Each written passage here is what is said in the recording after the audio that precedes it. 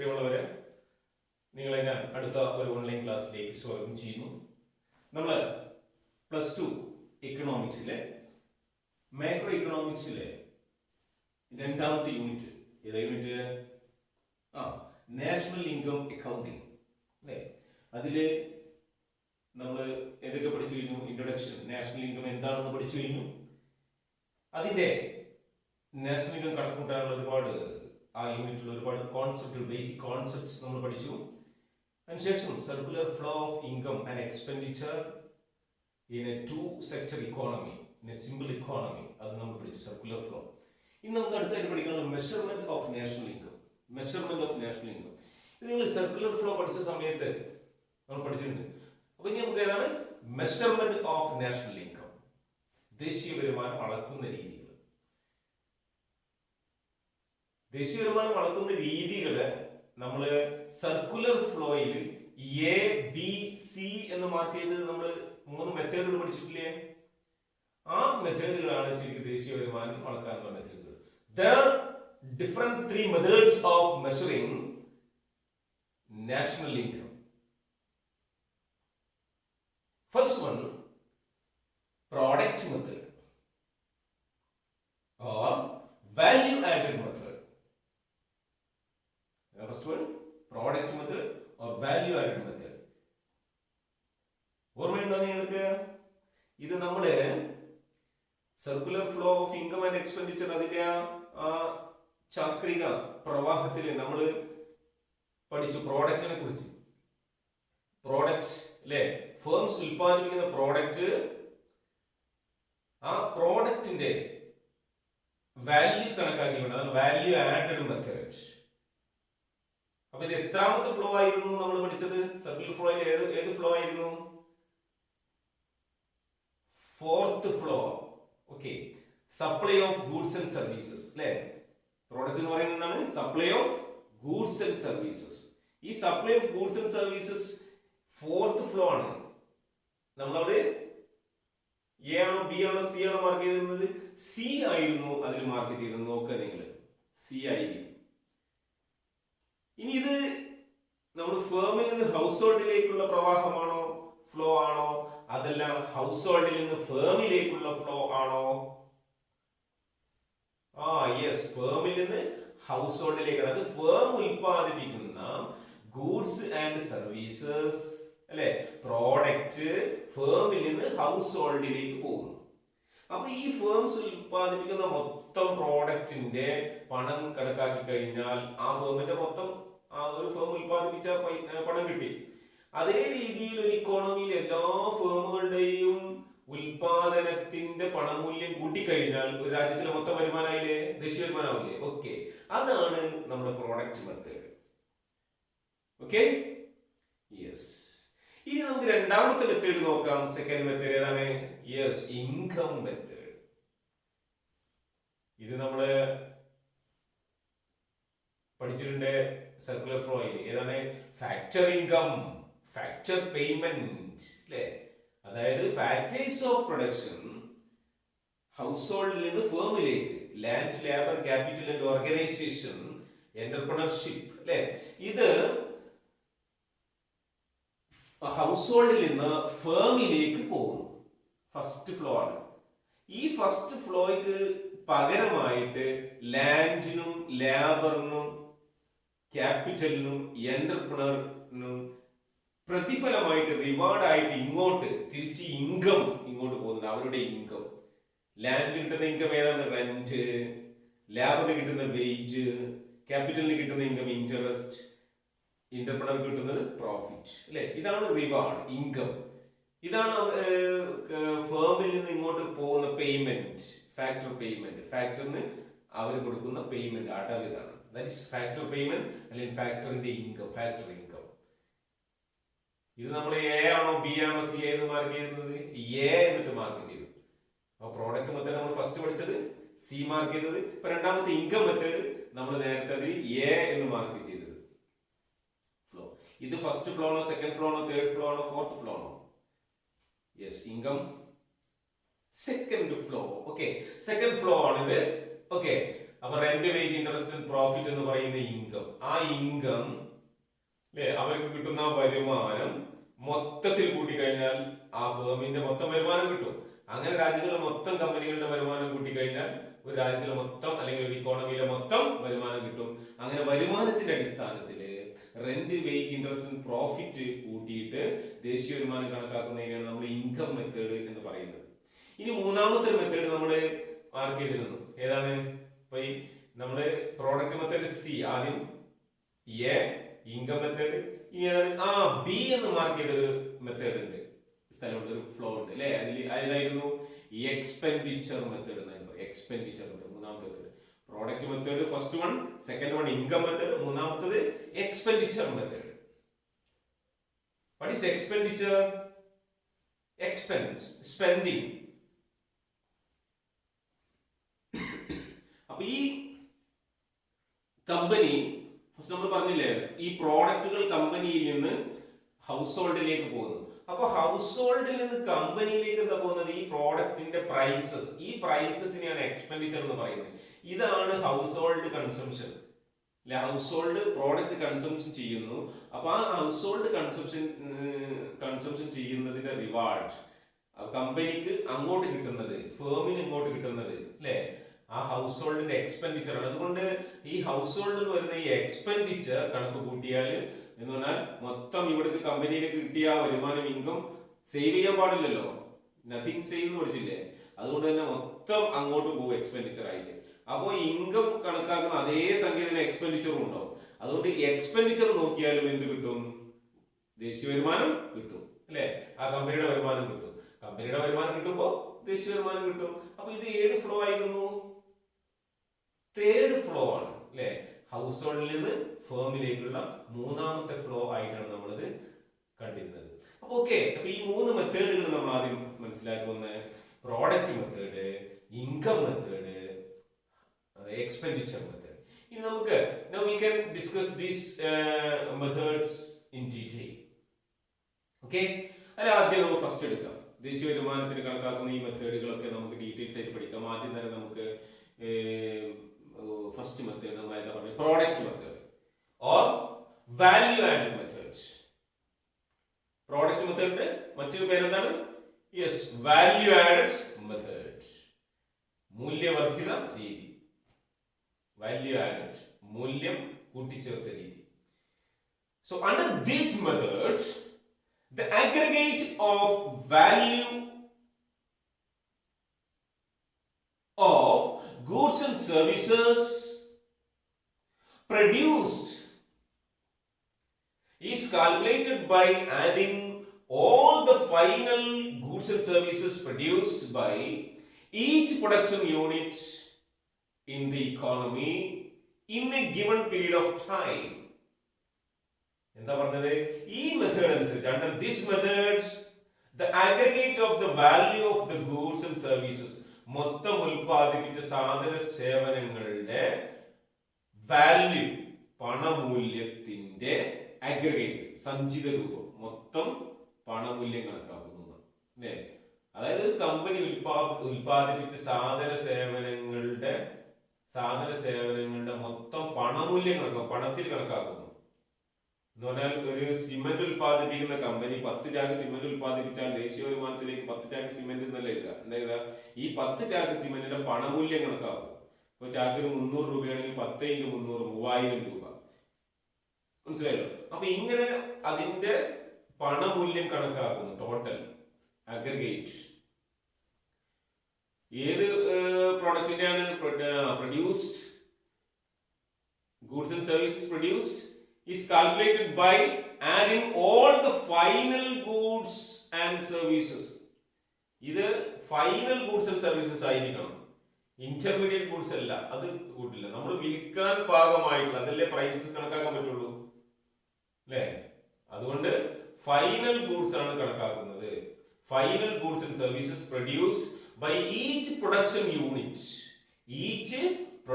unit in the economy in a given period of time. In the economy in a given period of time, അല്ലേ, ഒരു പ്രത്യേക സമയത്തിലാണ് ഇത് കണക്കാക്കുന്നത്. അപ്പൊ ഈ ഓരോ ഉൽപാദക യൂണിറ്റുകളും ഇങ്ങനെ ഉൽപാദിപ്പിക്കുന്ന സാധനങ്ങളുടെ മൂല്യം പണത്തിൽ കണക്കാക്കുന്നതാണ് ദേശീയ വരുമാനം. അത് ഒരു പ്രത്യേക പീരീഡിലാണ് ഇത് പറയുന്നത്. അപ്പൊ പീരീഡ് ഓഫ് ടൈമിലാണ് നമ്മൾ കണക്കാക്കുന്നത്. ആ പീരീഡ് ഓഫ് ടൈം ഏതാണ്? ദേശീയ വരുമാനം കണക്കാക്കുന്ന പീരീഡ് 10 വർഷത്തിലാണോ, 5 വർഷത്തിലാണോ, 2 വർഷത്തിലാണോ, 1 വർഷത്തിലാണോ? എങ്ങനെ കണക്കാക്കുന്നത്? യെസ്, ഓരോ വർഷവും കണക്കാക്കും. അപ്പൊ 1 വർഷമാണ്. So in A given period of time, that is usually a year, 1 year, അല്ലെ? ഓരോ വർഷത്തിലും ഇങ്ങനെ കണക്കാക്കുന്നു. ഇങ്ങനെ കണക്കാക്കുന്ന സാധന സേവനങ്ങളുടെ പ്രോഡക്റ്റിന്റെ മൂല്യം കണക്കാക്കുന്നതുകൊണ്ടാണ് ഇതിന്റെ പ്രോഡക്റ്റ് മെത്തേഡ് എന്ന് പറയുന്നത്. അതുകൊണ്ട് തന്നെ ഇതിന്റെ വാല്യൂ ആഡ്, മൂല്യം കണക്കാക്കുന്ന മെത്തേഡ് എന്ന് പറയുന്നത്, പ്രോഡക്റ്റിന്റെ മൂല്യം കണക്കാക്കുന്നു. ഹിയർ ഇവിടെ calculation is made from the output side, അല്ലെ? ഔട്ട്പുട്ട് സൈഡിൽ നിന്നാണ്, ഔട്ട്പുട്ടിന്റെ ഭാഗത്ത് നിന്നാണ്, ഉൽപ്പന്നത്തിന്റെ ഭാഗത്ത് നിന്നാണ് ശരിക്കും കാൽക്കുലേഷൻ ഉണ്ടാക്കുന്നത്, ഉൽപ്പന്നത്തിന്റെ ഭാഗത്ത് നിന്ന്. അപ്പൊ എന്താണ് ഈ ഉൽപ്പന്നം എന്ന് പറയുന്നത്? ഔട്ട്പുട്ട് എന്ന് പറയുന്നത് എന്താണ്? What is output? Yes, the final goods and services produced by the production units can be called output. അപ്പോൾ നമ്മൾ ഔട്ട്പുട്ട് എന്ന് പറയുന്നത് എന്താണ്? Final goods and services produced by the production units. Production unit, ഒരു ഉൽപാദക യൂണിറ്റ് ഉൽപ്പാദിപ്പിക്കുന്ന അന്തിമമായിട്ടുള്ള എന്ന് പറഞ്ഞാൽ ഫൈനൽ ഗൂഡ്സ്, ഏറ്റവും ഉൽപാദനം പൂർത്തിയായ സാധന സേവനങ്ങളെയാണ് നമ്മൾ എന്ന് പറയുന്നത് ഉൽപ്പന്നം എന്ന് പറയുന്നത്. ഉൽപ്പാദിപ്പിച്ച് കഴിഞ്ഞതാണ് ഉൽപ്പന്നം എന്ന് പറയുന്നത്. So the value of output is determined. അപ്പൊ ഇങ്ങനെയുള്ള ഉൽപ്പന്നത്തിന്റെ മൂല്യമാണ് നമ്മൾ കണക്കാക്കുന്നത് ദേശീയ വരുമാനത്തിലേക്ക്. അപ്പൊ അത് എങ്ങനെയാണ് കണക്കാക്കുക? The value of output is determined on the price of prevailing market price. മൂല്യം കണക്കാക്കുന്നത് നിലവിലുള്ള മാർക്കറ്റിലുള്ള വില നോക്കിയാണ്. നിലവിലുള്ള മാർക്കറ്റിലെ വില നോക്കിയിട്ടാണ് അതിന്റെ മൂല്യം കണക്കാക്കുന്നത്. മാർക്കറ്റ് പ്രൈസ് ഓഫ് ഔട്ട്പുട്ട്, അല്ലെ? ആ ഔട്ട്പുട്ടിന്, ആ ഉൽപ്പന്നത്തിന് മാർക്കറ്റിലുള്ള കമ്പോള കമ്പോളത്തിലുള്ള വിലയ്ക്കനുസരിച്ച് ആണ് ഇതിന്റെ മൂല്യം കണക്കാക്കുക. അതായത് പ്രൈസ് ഇൻറ്റു ക്വാണ്ടിറ്റി, ഉൽപ്പന്നത്തിന്റെ പ്രൈസ് കണക്കാക്കുന്നു. അപ്പൊ നമുക്ക് ഇവിടെ പറയാം എന്താണ്? The value of outputs or the money value of output. ഈ മൂല്യം കണക്കാക്കുന്നത് എന്ന് പറഞ്ഞാൽ പണമൂല്യം കണക്കാക്കുന്നത്, the money value of outputs is obtained by multiplying the quantity of outputs by the prevailing market price. അപ്പോൾ നിലവിലുള്ള മാർക്കറ്റിലെ വില കൊണ്ട് ഒരു കമ്പനി ഉൽപ്പാദിപ്പിച്ച സാധനങ്ങളുടെ അളവിനെ ഗുണിച്ചു കഴിഞ്ഞാൽ ആ കമ്പനിയുടെ മൊത്തം വരുമാനം കിട്ടും, മൊത്തം ഉൽപ്പന്നത്തിന്റെ മൂല്യം കിട്ടൂലേ? ഇപ്പൊ ഒരു പേന ഉൽപ്പാദിപ്പിക്കുന്ന കമ്പനി എന്ന് നോക്കുക. ആ കമ്പനി ഒരു 100 പേന ഉൽപ്പാദിപ്പിച്ചു, 100 യൂണിറ്റ്. ഒരു പേനയ്ക്ക് 5 രൂപ. അപ്പൊ കമ്പനിയുടെ മൊത്തം വരുമാനം എത്രയാണ്? മാർക്കറ്റ് പ്രൈസ് 5, ക്വാണ്ടിറ്റി ഓഫ് ഗുഡ്സിന്റെ ക്വാണ്ടിറ്റി 100. അപ്പോ മണി വാല്യൂ ഓഫ് ഔട്ട്പുട്ട്സ് എത്രയാണ്? Market price into quantity of a commodity, quantity of output. അപ്പോൾ P price, quantity of output, Q market price into quantity, അല്ലേ? ആ കമ്പനിയുടെ. അപ്പൊ ഓരോ കമ്പനിയുടെ അതിനെ വിളിച്ചാൽ മതി. ഇപ്പൊ സിമെന്റ് ഉണ്ടാക്കുന്നതാണെങ്കിൽ സിമെന്റ് ഉണ്ടാക്കുന്ന എത്ര സിമെന്റ് ചാക്കുണ്ട്, ആ സിമെന്റിന്റെ വില കൊണ്ട് വിളിച്ചാൽ ആ കമ്പനിയുടെ മണി വാല്യൂ ഓഫ് ഔട്ട്പുട്ട് കിട്ടും. അപ്പൊ നമുക്ക് പറയാം the money value of outputs, the value of outputs ഇങ്ങനെയാണ്. Value of output first equation ആണ്. Value of outputs or the money value of outputs, money value of outputs, money value of outputs is equal to the money value of outputs is equal to എന്താണ്? Market price into the quantity of output. Market price is equal to market price into multiplying the market price, that is market price into the quantity of output, quantity of output, quantity of output, quantity of output, market price into quantity of output. അപ്പോൾ ഇതാണ് equation. അപ്പോൾ ഇവിടെ money value of output, total ഔട്ട്പുട്ടിന്റെ പണമൂല്യം, അതിനെ നമ്മൾ Q കൊണ്ടാണ് സൂചിപ്പിക്കുന്നത്. Q, the money value of output Q is equal to capital letter Q. ഈ Q is equal to market price, price P, price into quantity Q, small letter Q. ഇപ്പൊ capital letter Q, total ഉൽപ്പന്നത്തിന്റെ മൂല്യം എന്ന് പറയുന്നത് വിലയെ എണ്ണം കൊണ്ട്, ഉൽപ്പന്നത്തിന്റെ എണ്ണം കൊണ്ട് ഹരിക്കുന്നതാണ്. So the money value of output is equal to market price into quantity of output. ഇതാണ് first equation. So write the first equation, ഒന്നാമത്തെ ഇക്വേഷൻ. പ്രോഡക്റ്റ് മെത്തേഡ് അനുസരിച്ച് കാണുന്ന ഒന്നാമത്തെ ഇക്വേഷനും ഇതും നിങ്ങൾ ആദ്യം പഠിച്ചു വെക്കുക. അപ്പൊ എന്താണ് പ്രോഡക്റ്റ് മെത്തേഡ് എന്നുള്ളതിന്റെ ഫസ്റ്റ് നിങ്ങൾ സ്റ്റാർട്ട് ചെയ്യാൻ നിങ്ങൾക്ക് ഈ ഇക്വേഷൻ മതി. അപ്പൊ നിങ്ങൾക്ക് മനസ്സിലാക്കുന്നതാണ്, ഒരു കമ്പനി ഉൽപ്പാദിപ്പിച്ച ഫൈനൽ ഗൂഡ്സിന്റെ മൂല്യം കണക്കാക്കുന്നു. എങ്ങനെയാണ് കണക്കാക്കുക?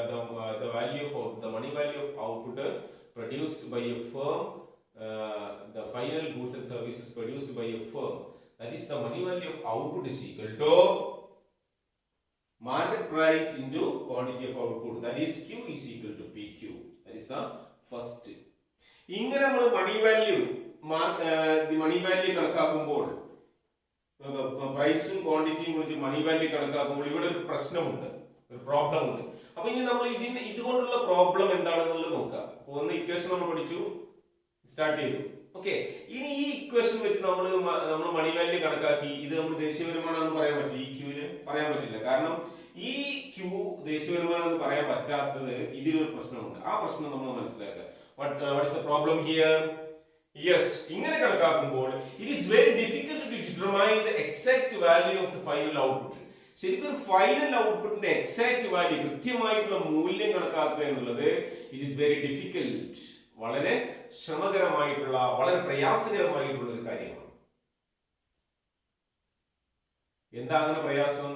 ഒരു company it is very difficult to determine the exact value of the final output, അന്തിമമായിട്ടുള്ള ഔട്ട്പുട്ടിന്റെ, അല്ലെ, അന്തിമമായിട്ടുള്ള ഔട്ട്പുട്ട് എന്നാൽ ഫൈനൽ ഔട്ട്പുട്ട്, ഉൽപാദനം പൂർത്തിയായിട്ടുള്ള ഉൽപ്പന്നങ്ങളുടെ മൂല്യം കണക്കാക്കാൻ എന്താ പ്രയാസം? Because the final output produced by a firm is used as the input of other firm. ഒരു ഫേമിന്റെ ഫൈനൽ ഔട്ട്പുട്ട് ചിലപ്പോൾ മറ്റൊരു ഫേമിന് ഇൻപുട്ട് ആവും. അതാണ് പ്രയാസം. അപ്പൊ ഒരു ഫേമിന്റെ ഫൈനൽ ഔട്ട്പുട്ട് നമ്മൾ കൂട്ടിക്കഴിഞ്ഞാൽ അത് മറ്റൊരു ഫേമിന് ഇൻപുട്ട് ആയിട്ട് വരുമ്പോൾ ആ ഇൻപുട്ട് എന്തായിട്ടുണ്ടാവും? ഇതിലേക്ക് ആഡ് ചെയ്ത് പോകും. നമ്മൾ നോക്കാം. ഇപ്പൊ ഒരു ഫാർമർ സംബന്ധിച്ചിടത്തോളം നോക്കാം. ഫാർമർ ശരിക്ക് വീറ്റ് ഉണ്ടാക്കുന്നു. അപ്പൊ ഫാർമറെ സംബന്ധിച്ചിടത്തോളം ഫൈനൽ ഔട്ട്പുട്ട് വീറ്റ് ആണ്. എന്നാൽ ഈ ബേക്കറിക്കാരൻ ഈ ഫാർമറുടെ വീറ്റ് വാങ്ങി 100 രൂപയ്ക്ക്. എന്നിട്ട് ബേക്കറിക്കാരൻ ബ്രെഡ് ഉണ്ടാക്കുന്നു. അപ്പോൾ ബേക്കറിക്കാരന്റെ ഫൈനൽ ഔട്ട്പുട്ട് ഏതാണ്? ബ്രെഡാണ്. അപ്പൊ നമ്മൾ ഓരോ യൂണിറ്റിന്റെയും ഫൈനൽ ഔട്ട്പുട്ട് കൂട്ടുമ്പോൾ ഫാർമറുടെ ഫൈനൽ ഔട്ട്പുട്ട് ക്യൂ 100 രൂപക്ക വാങ്ങിയത്. അപ്പോൾ ക്യൂ ഈസ് ഈക്വൽ ടു 100 ആണ്. എന്നാൽ ബേക്കറിക്കാരൻ ഫൈനൽ ഔട്ട്പുട്ട് എത്രയാണ്? അയാള് ഇത് ബ്രെഡ് ഉണ്ടാക്കിയിട്ട് 250 രൂപക്ക് കൺസ്യൂമർക്ക് കൊടുക്കുന്നു. അപ്പൊ അയാളുടെ ഫൈനൽ ഔട്ട്പുട്ട് എത്രയാണ്? 250 ആണ്. അപ്പോ ഇങ്ങനെ രണ്ട് ഫേം, ഒരു ബേക്കറി ഒരു ഫാർമറുള്ള ആണെന്ന് വെക്കാം. അപ്പൊ ഈ എത്രയായി ദേശീയ വരുമാനം? 100 ഫാർമറുടെ, ബേക്കറിക്കാരന്റെ ഫൈനൽ ഔട്ട്പുട്ടിന്റെ മൂല്യം 250. 250 100 350 ആയി. ഫലത്തിൽ എന്താണുള്ളത്? ബേക്കറിക്കാരന്റെ 100 ഫാർമറിന് കൊടുത്തതാണ്. അപ്പൊ ആ 100 കൂട്ടാൻ പറ്റും ശരിക്ക്? അവിടെ ആ കൂട്ടിക്കഴിഞ്ഞാൽ എന്തായി? അദ്ദേഹത്തിന്റെ അടുത്ത് ആ വരുമാനം ഉണ്ടാവില്ല, അത് അയാളുടെ കയ്യിൽ നിന്ന് കൊടുത്തു. അപ്പൊ അത് ആ 250 രൂപയിൽ നിന്ന് ഈ 100 ഫാർമറുടേതാണ്, അല്ലെ? ഫാർമർക്ക് വീറ്റ് വാങ്ങാൻ വേണ്ടിയിട്ടാണ് ഈ 100 കൊടുത്തിട്ടുണ്ട്. അപ്പൊ ശരിക്കും ഇവിടെ എന്താണ്? ഇവിടെ ഒരു പ്രശ്നം സംഭവിക്കുന്നത്. ഇൻ ദിസ് സിറ്റുവേഷൻ ഇങ്ങനെ മറ്റൊരാളുടെ ഔട്ട്പുട്ട് ഒരാളുടെ ഇൻപുട്ടായി വരുമ്പോൾ നമ്മൾ എന്ത് ചെയ്യേണ്ടി വരും? In this situation here is the possibility that, ഇവിടെ ഒരു സാധ്യതയുണ്ട്. എന്തിനാണ് സാധ്യത? That the value of output of a good, the value of output of a good is added more than once. ഒന്നിൽ കൂടുതൽ പ്രാവശ്യങ്ങൾ കൂട്ടും. അതായത് ഫാർമറുടെ ഫൈനൽ ഔട്ട്പുട്ട് ആയിട്ട് ആ വീട്ടിൽ നമ്മൾ 100 രൂപ കൂട്ടി. ഇപ്പൊ ഈ ബേക്കറിക്കാരൻ 100 രൂപക്ക് വാങ്ങിയാൽ 250 കിട്ടുന്നത്. അപ്പൊ ആ 250 കൂട്ടി. പക്ഷെ അയാളുടെ കയ്യിൽ 100 രൂപ ഫാർമർക്ക് പോയിട്ട്. അപ്പൊ ശരിക്കും ഫലത്തില് ഫാർമറുടെ പൈസ ആരുടെ തന്നെ ഈ ബേക്കറിക്കാരൻ്റെ തന്നെയാണ്. അപ്പൊ സത്യത്തിൽ എന്തായി? ഇവിടെ ഈ 100 രൂപ ഡബിൾ കൗണ്ടിങ് ആയി. ബേക്കറിക്കാരന് 250 ആ 100 വരുന്നുണ്ട്, ഫാർമറിന് 100 കൂട്ടിക്കഴിഞ്ഞാൽ അത്. അപ്പൊ ഇവിടെ മോർ ദാൻ വൺസ്, ഒന്നിൽ കൂടുതൽ പ്രാവശ്യം ചിലപ്പോൾ കൂട്ടും. അതായത് ഒരു ഫേമിന്റെ ഔട്ട്പുട്ട് മറ്റൊരു ഫേമിന്റെ അല്ലെങ്കിൽ മറ്റൊരു പ്രൊഡക്ഷൻ യൂണിറ്റിന് ഇൻപുട്ട് ആയിട്ട് വരുമ്പോൾ അവിടെ ഒന്നിൽ കൂടുതൽ പ്രാവശ്യം ഒരേ സംഖ്യ കൂട്ടാൻ സാധ്യത വരുന്നുണ്ട്. അതാണ് അവിടുത്തെ problem. So the value of output of a good is added more than once. Good is added more than once. Value ഒന്നിൽ കൂടുതൽ പ്രാവശ്യം കൂട്ടുന്നു എന്നുള്ളതാണ് അവിടുത്തെ പ്രശ്നം. സോ മനസ്സിലാക്കാൻ. ഓക്കെ, ഇതിനെയാണ് നമ്മൾ എന്ത് പറയുന്നത്? Yes, when output of a good or service is added more than once. ഇങ്ങനെ ഔട്ട്പുട്ട് ഒന്നിൽ കൂടുതൽ പ്രാവശ്യം കൂട്ടുകയാണെങ്കിൽ അത് എന്താ പറയാ? യെസ്, എന്താ പറയാ? എന്താ പറയുന്നത്? It is called more than once. In the next lingam it is called double counting. Double counting. Double counting വന്നു എന്ന് പറയാം. അപ്പോൾ ഡബിൾ കൗണ്ടിങ് ആണ് ഇവിടുത്തെ പ്രശ്നം. അപ്പൊ നിങ്ങൾ പ്രശ്നം മനസ്സിലാക്കി. അപ്പൊ നമ്മള് ഇവിടെ ഇങ്ങനെ എഴുതാം നമ്മൾ. അപ്പോ എന്താണ്? The final output produced by a firm is used as the input of the other firm. So here is a problem arise. That is the problem of the value of output is added more than once. ഒന്നിൽ കൂടുതൽ പ്രാവശ്യം കൂട്ടുന്നു. It is called more than once കൂട്ടുന്ന അതിനെ പറയപ്പെടുന്ന പേരാണ് it is called double counting. So double counting is the problem. അപ്പോൾ ഇവിടുത്തെ പ്രോബ്ലം എന്താണ്? Double counting. ഇത് മനസ്സിലാക്കി കഴിഞ്ഞാൽ എങ്ങനെ വിവരിക്കാൻ പറ്റും? Double counting. അപ്പൊ ഇനി നമുക്ക് ഈ പ്രോബ്ലം പരിഹരിക്കണം. അപ്പൊ ഇത് ദേശീയ വരുമാനമല്ല ക്യൂ എന്ന് പറയുന്നത്. അപ്പൊ ഡബിൾ കൗണ്ടിങ് വന്നതുകൊണ്ട് അപ്പൊ നമുക്ക് ഇനി ആ ഡബിൾ കൗണ്ടിങ് പരിഹരിക്കണം. അടുത്ത സ്റ്റേജസിലേക്ക്, രണ്ടാമത്തെ ഇക്വേഷനിലേക്ക്. അതവിടെ ഫസ്റ്റ് ഇക്വേഷൻ ഇതാണെന്ന് പറഞ്ഞത്. അപ്പൊ ഇനി നമുക്കത് ഡബിൾ കൗണ്ടിങ് ഒഴിവാക്കണം. ഓക്കെ, അപ്പൊ ഇത് എങ്ങനെ ഒഴിവാക്കാൻ പറ്റും? ഓക്കെ, അത് വരാം അല്ലേ? Yes, to avoid this double counting, ഈ ഡബിൾ കൗണ്ടിങ് ഒഴിവാക്കാൻ വേണ്ടിയിട്ട് നമുക്ക് എന്ത് ചെയ്യാൻ പറ്റും? വാല്യൂ ആഡഡ് മെത്തേഡ് ഉപയോഗിക്കാം. Value added method is used to calculate. Value added method is used to calculate. Value added method നമുക്ക് ഉപയോഗിക്കാം.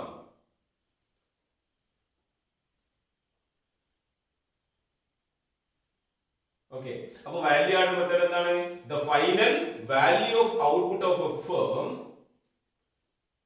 അല്ലെ? Final output of a firm, ഒരു സ്ഥാപനത്തിന്റെ ഉൽപ്പന്നത്തിന്റെ അന്തിമ മൂല്യം. Value added method, double counting ഒഴിവാക്കാൻ വേണ്ടി നമുക്ക് വാല്യൂ ആഡഡ് മെത്തേഡ് ഉപയോഗിക്കുന്നു. പ്രോഡക്റ്റ് മെത്തേഡ് ഉപയോഗിച്ച് നമുക്കത് ചെയ്യാൻ പറ്റുന്നു. അതാണ് ആ മെത്തേഡാണ് നമ്മൾ പഠിക്കുന്നത്. അപ്പൊ ആ മെത്തേഡിലേക്ക് നമുക്ക് വരാം. So value added method or gross value added എന്ന് പറയും. വാല്യൂ ആഡഡ് മെത്തേഡ് കൂട്ടിച്ചേർത്ത മൂല്യം ഓർ ഗ്രോസ് വാല്യൂ ആഡഡ്. ഇതിന്റെ ഗ്രോസ് ആയിട്ടുള്ള കൂട്ടിച്ചേർത്ത മൂല്യം is the net contribution made by a firm, net contribution made by a firm at different stages of production. ഓരോ വ്യത്യസ്തമായ വിവിധ ഉൽപാദന ഘട്ടങ്ങളിൽ, അല്ലേ? that is the net contribution. അതിന്റെ ഒരു അറ്റ കോൺട്രിബ്യൂഷൻ സംഭാവനയാണ് made by a firm. ഓരോ സ്ഥാപനത്തിന്റെ വിവിധ ഉൽപാദന ഘട്ടത്തിൽ കിട്ടുന്ന അറ്റ സംഭാവനയാണ്. എന്ന് പറഞ്ഞാൽ വാല്യൂ ആഡഡ് എന്ന് പറയുന്നത് അല്ലെങ്കിൽ ഗ്രോസ് വാല്യൂ ആഡ് എന്ന് പറയുന്നത് നമുക്ക് കിട്ടുന്ന ഈ മണി വാല്യൂ ഓഫ് ഔട്ട്പുട്ടിൽ നിന്ന്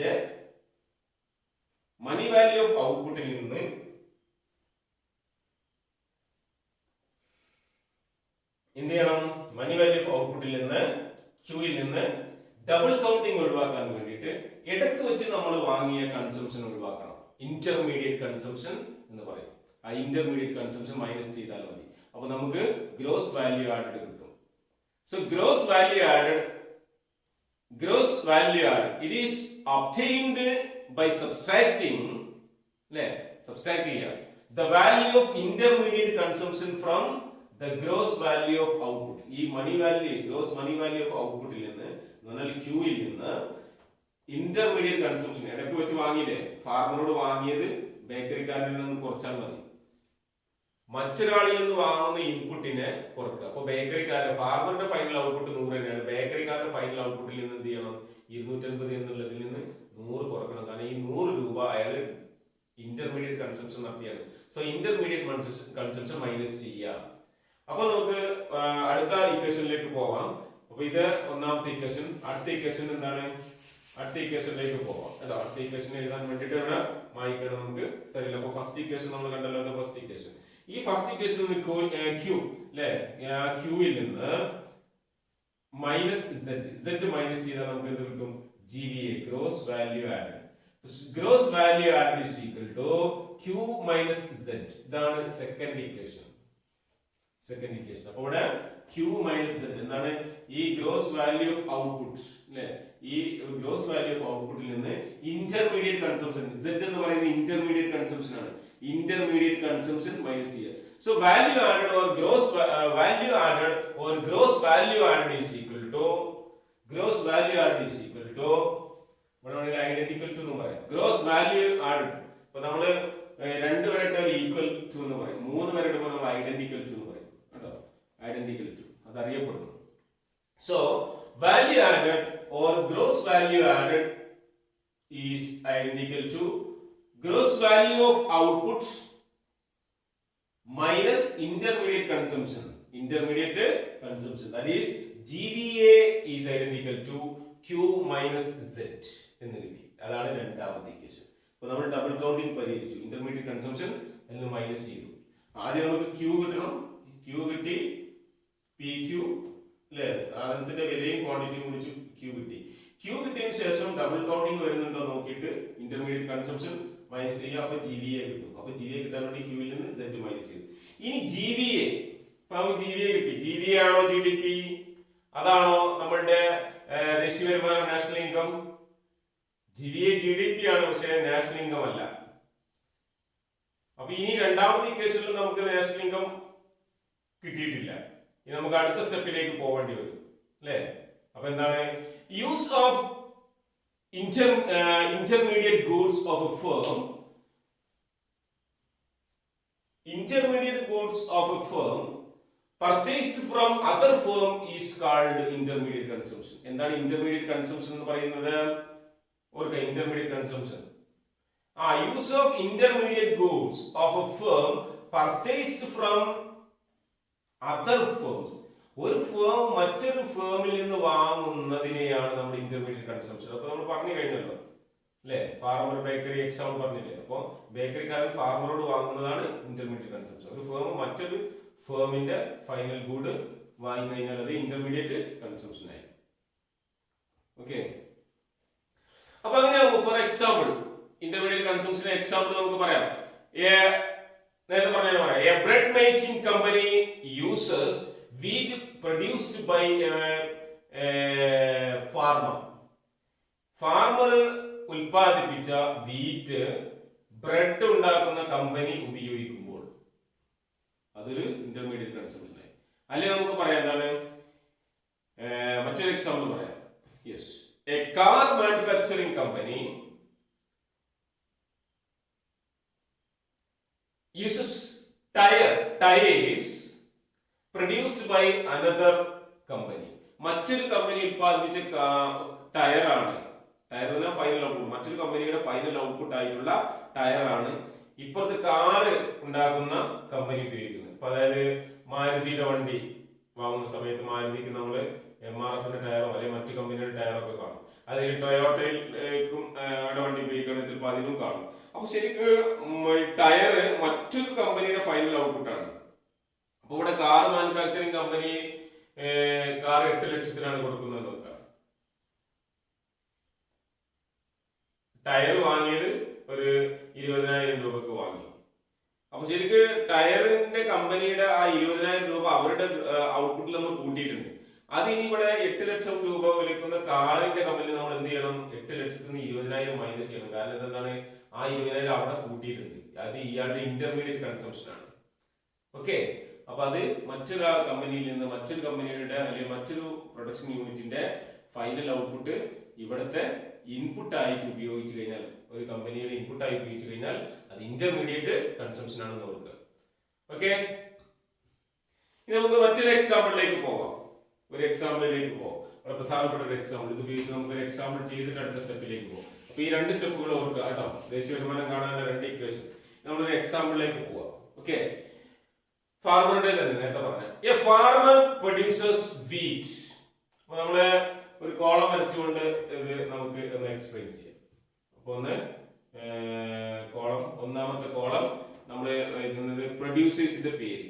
അപ്പൊ പ്രൊഡ്യൂസേഴ്സ് കേട്ടോ, producers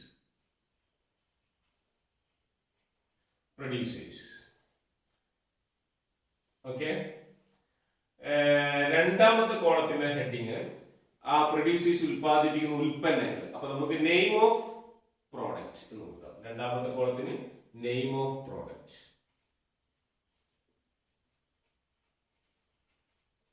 name of product, name of product. മൂന്നാമത്തെ കോളം ഇനി ഇതിന്റെ ഫസ്റ്റ് നമ്മൾ കണ്ട ക്യൂ എന്താണ്?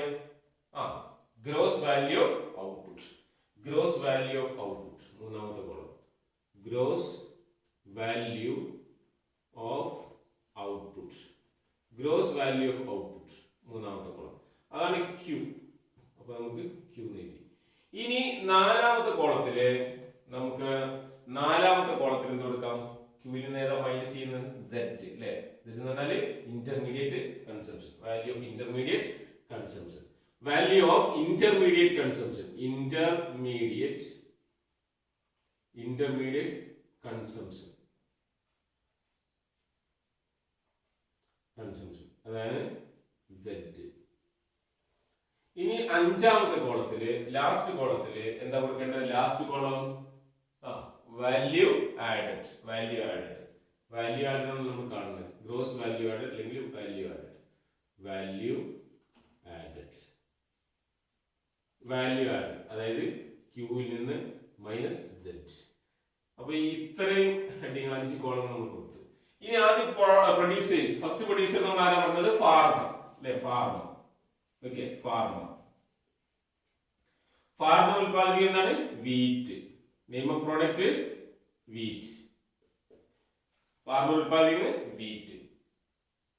നേരത്തെ പറഞ്ഞു. അപ്പൊ നമ്മൾ എന്താ പറഞ്ഞത്? ഒന്ന് ചോദ്യത്തിലേക്ക് വരാം. A farmer produces wheat worth ₹100. എത്ര രൂപയുടെ വീറ്റാണ് ഉൽപ്പാദിപ്പിക്കുന്നത്? 100. By using his labour as the only input. അയാൾ തന്നെ ഉൽപ്പാദിപ്പിക്കുകയാണ് 100 രൂപയുടെ.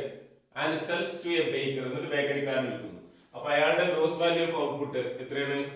100 രൂപ. ₹100 കേട്ടോ. ₹100. 100 രൂപ. എന്നിട്ട് അത് അയാൾ ആർക്കാണ് വിൽക്കുന്നത്? അയാൾക്ക് വിൽക്കുന്നത് ബേക്കർ അല്ലെ. ബേക്കർ. അപ്പൊ രണ്ടാമത്തെ ആള് ബേക്കർ. രണ്ടാമത്തെ പ്രൊഡ്യൂസർ ബേക്കർ. അയാൾ എന്താ ഉൽപ്പാദിപ്പിക്കുന്നത്? Baker bread. അപ്പൊ ഫാർമറുടേത് കഴിഞ്ഞു. നിന്നോട് വരയ്ക്കാൻ നമുക്ക്. ഇനി ഫാർമറുടെ സെഡ് എത്രയാണ്? Intermediate consumption. ഇയാൾ ആരുടെയെങ്കിലും വാങ്ങുന്നുണ്ടോ? ഇല്ല. അയാൾ സ്വന്തമായിട്ട് ഉൽപ്പാദിപ്പിക്കുകയാണ് അല്ലെ. അയാൾ സ്വന്തം ലേബർ ഉപയോഗിച്ച് ഉൽപ്പാദിപ്പിക്കുകയാണ്. അപ്പൊ അയാൾക്ക് മറ്റു ചെലവുകളില്ല. അതുകൊണ്ട് ഇവിടെ ഇന്റർമീഡിയറ്റ് കൺസംഷൻ ഇല്ല. അതുകൊണ്ട് നമുക്ക് ഇന്റർമീഡിയറ്റ് കൺസംഷൻ നിൽ എന്ന് എഴുതാം. Q minus Z. അതുകൊണ്ട് തന്നെ ക്യൂവിൽ നിന്ന് സെഡ് മൈനസ് ചെയ്താൽ ഗ്രോസ് വാല്യൂ ഓഫ് ഔട്ട്പുട്ടിൽ നിന്ന് സെഡ് ഇന്റർമീഡിയറ്റ് കൺസംഷൻ മൈനസ് ചെയ്താൽ ഗ്രോസ് വാല്യൂ ഓഫ് ഔട്ട്പുട്ട് എത്രയാണ്? 100. 100ൽ നിന്ന് മൈനസ് ചെയ്യാനില്ല. അപ്പൊ ₹100 ഇവിടെ 100 കിട്ടും. Q minus Z. ഇനി ബേക്കറുടേത് ഇതേ രീതിയിൽ ബേക്കറിക്കാരൻ്റെ നമുക്ക് എഴുതാം. ബ്രെഡ്. അയാൾ എത്ര രൂപക്കാണ് അത് കൺസ്യൂമേഴ്സിന് വിൽക്കുന്നത്? Gross value of output ₹250. Okay. Then നമുക്ക് പറയാം. A baker makes bread and sells to the consumers for ₹250. 250 രൂപയ്ക്ക് അത് കൺസ്യൂമേഴ്സിന് കൊടുക്കുന്നു. The value of output and the value of outputs and the value added of the farmer are equal because the intermediate consumption of the farmer is assumed to be nil. ഇവിടെ intermediate consumption ഫാർമർക്ക് ഇല്ല. അതുകൊണ്ട് തന്നെ ഫാർമറുടെ gross value of ഔട്ട്പുട്ടും value ആഡും ഒന്നാണ്. കാരണം ഇവിടെ ഇന്റർമീഡിയറ്റ് കൺസംഷൻ മൈനസ് ചെയ്യാനില്ല. എന്നാൽ ബേക്കറുടേതോ, ബേക്കറുടെ this value added by the baker, ബേക്കറുടെ വാല്യൂ ആഡഡ് എത്രയാണ്?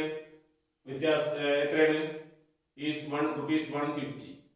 ബേക്കറുടെ വാല്യൂ ആഡ് ₹150 ആവാനുള്ള കാരണം എന്താണ്? Q minus Z. അയാൾക്ക് ഈ ഇന്റർമീഡിയറ്റ് കൺസംഷൻ ഉണ്ട്. അതായത് ഇദ്ദേഹം ബേക്കർ മറ്റൊരാളുടെ ഇൻപുട്ട് ഉപയോഗിച്ചിട്ടുണ്ട്, ഫാർമറുടെ അല്ലെ വീറ്റ്. ഫാർമർ എടുക്കുന്ന വീറ്റ് വാങ്ങി ₹100. അപ്പൊ ആ വാങ്ങിയ ഇത് ഇവിടെ മൈനസ് ചെയ്യണം. Intermediate consumption 100.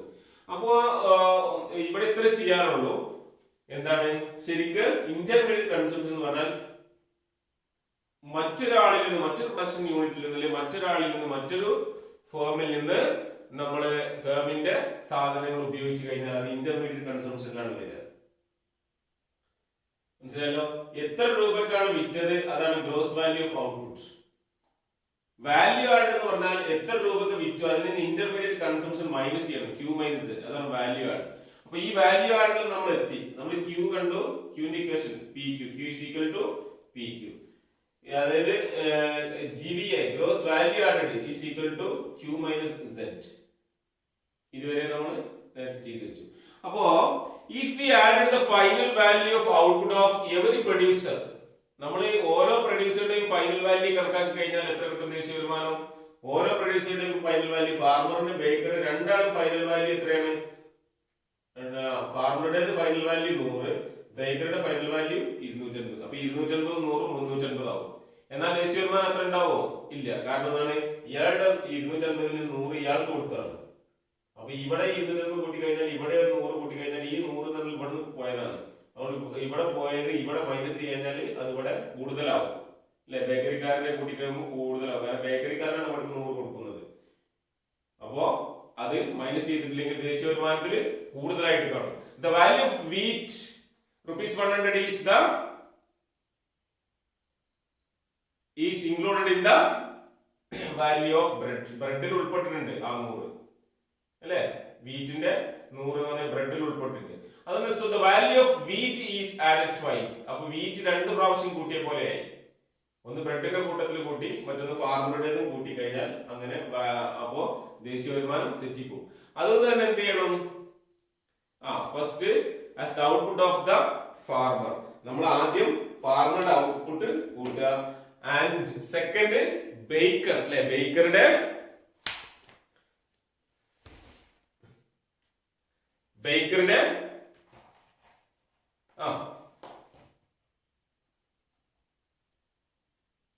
ഔട്ട്പുട്ട് നിന്ന് ഇന്റർമീഡിയറ്റ് കൺസംഷൻ മൈനസ് ചെയ്യുക. Second as the output of the Baker for making bread. Bread making കമ്പനിയുടെ ബേക്കറുടെ. ഓക്കെ. അപ്പൊ ഇവിടെ ദിസ് ഈസ് ഡബിൾ കൗണ്ടിങ് ഒഴിവാക്കുക എന്നുള്ളതാണ്. അപ്പൊ ബേക്കറുടേത് ഫാർമറുടെ കൂട്ടിക്കഴിഞ്ഞാൽ ഡബിൾ കൗണ്ടിങ് ഉണ്ടാവും. അപ്പൊ really total gross value of output 250 plus 100 350 ആയി മാറും. അപ്പൊ അത്രയും കോൺട്രിബ്യൂഷൻ ദേശീയ വരുമാനത്തിലേക്ക് ഉണ്ടാവില്ല. അതുകൊണ്ട് തന്നെ ഫാർമറുടെ ഇന്റർമീഡിയറ്റ് കൺസംഷൻ എന്തായിരിക്കണം? ബേക്കറിൽ നിന്ന് കുറക്കണം. അപ്പൊ അയാളുടെ നെറ്റ് കോൺട്രിബ്യൂഷൻ എത്ര കിട്ടും? 150 എന്ന് കിട്ടും അല്ലെ? 150 എന്ന് കിട്ടും. അപ്പൊ ഇവിടെ ടോട്ടൽ, ഇനി നമുക്ക് ദേശീയ വരുമാനം കാണാം. ടോട്ടൽ എത്രയാണ്? ഗ്രോസ് വാല്യൂ ഓഫ് ഔട്ട്പുട്ട് എത്രയാണ്? ₹250 പ്ലസ് 100 is equal to 350, 350. ഇവിടെ ഇന്റർമീഡിയറ്റ് കൺസംഷൻ ഫാർമർക്ക് ഇല്ല, ബേക്കർക്ക് ഉണ്ട്. അപ്പൊ അത് ബേക്കറുടെ 100 ഇന്റർമീഡിയറ്റ് കൺസംഷൻ. ഇവിടെ ടോട്ടൽ എത്രയാണ്? 350 മൈനസ് 100 അല്ലെ? Q മൈനസ് Z, Qയിൽ നിന്ന് Z minus 350 minus 100 is equal to 250 ₹250. അതായത് 100 പ്ലസ് 150 is equal to 250 അല്ലെങ്കിൽ 350 മൈനസ് 100 is equal to 250.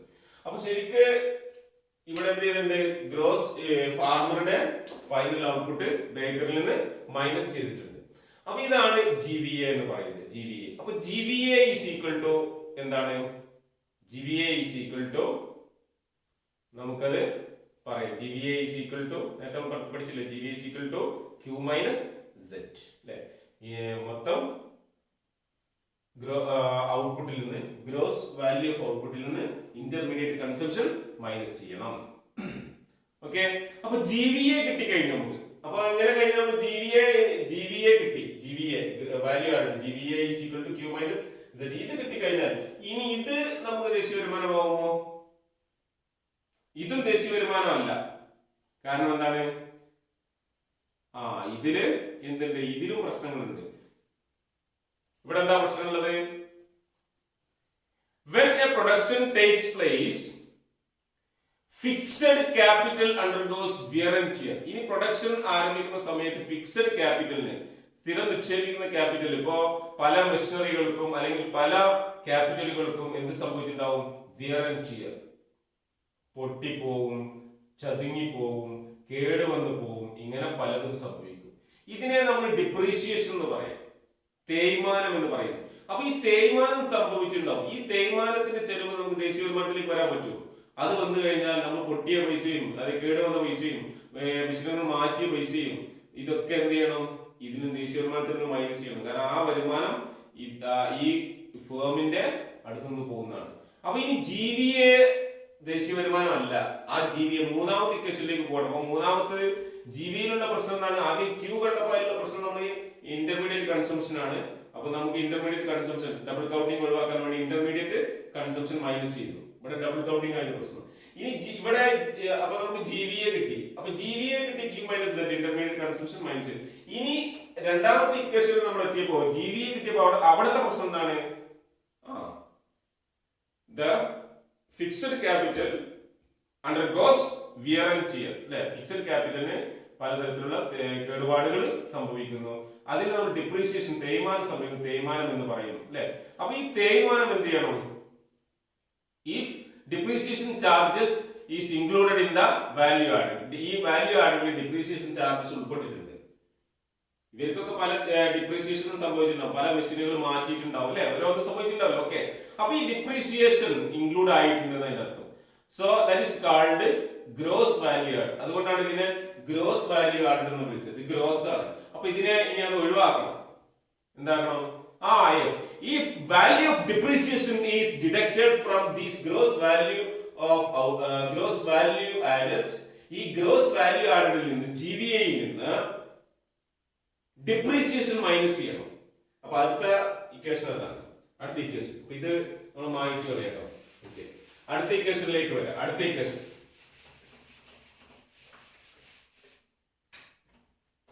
അടുത്ത എന്താണ്? GVA. ഇതില് ഡിപ്രീസിയേഷൻ ഉണ്ട്. അപ്പൊ ഇതിന് ഡിപ്രീസിയേഷൻ മൈനസ് ചെയ്യണം. അപ്പൊ എന്താ കിട്ടുക? NVA, നെറ്റ് വാല്യൂ ആണ്. അപ്പൊ ഗ്രോസിൽ നിന്ന് ഡിപ്രീസിയേഷൻ മൈനസ് ചെയ്താൽ നെറ്റ് കിട്ടും. അത് നമ്മൾ നേരത്തെ പഠിച്ചിട്ടുണ്ട്. ഗ്രോസിൽ നിന്ന് ഡിപ്രീസിയേഷൻ മൈനസ് ചെയ്താൽ നെറ്റ് കിട്ടും. അപ്പൊ GVA യിൽ നിന്ന് ഗ്രോസ് വാല്യൂ ആഡഡിൽ നിന്ന് ഡിപ്രീസിയേഷൻ മൈനസ് ചെയ്താൽ നെറ്റ് വാല്യൂ ആഡഡ് കിട്ടും. ഇതാണ് മൂന്നാമത്തെ equation. This is the third depreciation എന്നുള്ള പ്രോബ്ലം. അത്രേ ഉള്ളൂ ഓർക്കാൻ. ഇപ്പൊ ഫസ്റ്റ് നമ്മൾ ഔട്ട്പുട്ട് കണ്ടു, Q കണ്ടപ്പോൾ അടുത്ത പ്രശ്നം എന്താണ്? യെസ്,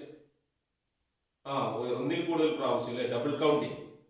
ആ ഡബിൾ കൗണ്ടിങ് ഒഴിവാക്കാൻ വേണ്ടി ഇന്റർമീഡിയറ്റ് കൺസംഷൻ മൈനസ് ചെയ്തപ്പോൾ നമുക്ക് GVA കിട്ടിയിരുന്നു. GVA is equal to Q minus Z, രണ്ടാമത്തെ ഇക്വേഷൻ. ഇതിൽ GVA കിട്ടിയപ്പോൾ GVA യിൽ എന്താ പ്രശ്നമുള്ളത്?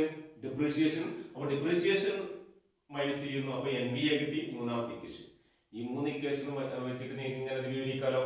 ഓക്കെ, ഇക്വേഷൻ ഓർത്താൽ മതി. NVA കിട്ടി. ഇനി NVA ഇക്വേഷൻ മൂന്നാമത്തെ ഇക്വേഷൻ കിട്ടിയല്ലോ. അപ്പൊ ഇതില് ഫോർ എക്സാമ്പിൾ പറയാം.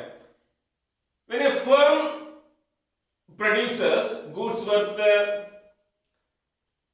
rupees 100, ഒരു ഫേം ഒരു 100 രൂപയുടെ സാധനം ഉത്പാദിപ്പിക്കുന്നു. The value of intermediate consumption is ₹20. Intermediate consumption 20 രൂപയാണ്. അപ്പൊ എത്ര രൂപയുടെ സാധനങ്ങളാണ് ഫേംസ് ഉത്പാദിപ്പിക്കുന്നത്? 100 രൂപ, അല്ലെ? 100 രൂപയുടെ സാധനം ഉത്പാദിപ്പിച്ചു. ഇന്റർമീഡിയറ്റ് കൺസംഷൻ എത്രയാണ്? 20 രൂപയാണ് എന്നാ പറഞ്ഞത്. And depreciation is ₹10. ഡിപ്രീസിയേഷൻ 10 രൂപ. then ഗ്രോസ് വാല്യൂ ആയിട്ട് എത്രയാണ്? ഗ്രോസ് വാല്യൂ ആയിട്ട് GVA. ആദ്യം നമ്മള് ഫേം ആദ്യത്തെ ഇക്വേഷൻ എന്തായിരുന്നു? First equation Q is equal to PQ. അതാണ് 100 എന്ന് പറയുന്നത് അല്ലെ, മൊത്തം ഉൽപ്പാദിപ്പിച്ച സാധനങ്ങൾ. ഇനി അത് ഇന്റർമീഡിയറ്റ് കൺസംഷൻ മൈനസ് ചെയ്യുക Q-ൽ നിന്ന്. Q minus Z is equal to 100 minus 20 സമം 80. അപ്പൊ 80 ആണ് എന്ത്? GVA. GVA is equal to Q minus Z. ഇത് രണ്ടാമത്തെ ഇക്വേഷൻ. മൂന്നാമത്തെ equation NVA is equal to GVA. ഈ GVA നിന്ന് GVA minus depreciation, that is equal to 80. GVA 80 അല്ലേ. 80 മൈനസ് ഡിപ്രീഷിയേഷൻ നമുക്ക് തന്ന 10 ആണ്. 80 മൈനസ് 10 is equal to 70. ഉണ്ടോ? അപ്പൊ ശരിക്കും 70 ആണ് NVA നെറ്റ്. ഗ്രോസ് 80 ഉണ്ട്. അപ്പൊ ശരിക്കും 80 ദേശീയ വരുമാനത്തിൽ കൂട്ടാൻ പറ്റില്ല, കാരണം 10 ഇവിടെ തേയ്മാനം സംഭവിച്ചു പോയിട്ടുണ്ട്. അത് ദേശീയ വരുമാനത്തിൽ കൂട്ടാൻ പറ്റില്ല, കാരണം അത് നമ്മുടെ കയ്യിൽ നിന്ന് പോയതാണ് അല്ലെ, രാജ്യത്തിന്റെ വരുമാനത്തിലില്ല, അത് തേയ്മാനം സംഭവിച്ചു പോയി, രാജ്യത്ത് നഷ്ടപ്പെട്ടു പോയതാണ്. അപ്പൊ ആ കേടുപാട് നഷ്ടങ്ങൾ മൈനസ് ചെയ്യണം, ഗ്രോസിന് നെറ്റ് ആക്കണം, അതായത് GVA NVA ആക്കണം, ഗ്രോസ് വാല്യൂ ആയിട്ട് നെറ്റ് വാല്യൂ ആയിട്ട് ആക്കണം. ഓക്കെ, അപ്പൊ ഇവിടെ നമുക്ക് നെറ്റ് കിട്ടിയല്ലോ. ഓക്കെ, ഇനി നമുക്ക് ഈ നെറ്റിൽ എത്തുമ്പോഴാണ് നമുക്ക് ദേശീയ വരുമാനം കിട്ടുന്നത്, നെറ്റ്. അപ്പൊ ഇനി അതിന്റെ ബാക്കി പറയുന്നതിന് മുമ്പ് ചെറിയൊരു കാര്യം കൂടി ഞാൻ ഓർമ്മപ്പെടുത്താം, നോട്ട്. ഓക്കെ, ഒരു നോട്ട് നമുക്ക് ഓർമ്മപ്പെടുത്താം. അപ്പൊ അതിനു മുമ്പ് നിങ്ങൾ ഈ 3 ഇക്വേഷൻ ഒന്ന് ജസ്റ്റ് നിങ്ങളൊന്ന് നോട്ട് ചെയ്യുക. 3 ഇക്വേഷൻ ഒന്ന് ഓർത്ത് നോക്കുക. 3 ഇക്വേഷൻ ഓർമ്മയില്ലോ? ഓക്കെ, 3 ഇക്വേഷൻ ഒന്ന് ഓർമ്മയില്ലോ നോക്കൂ.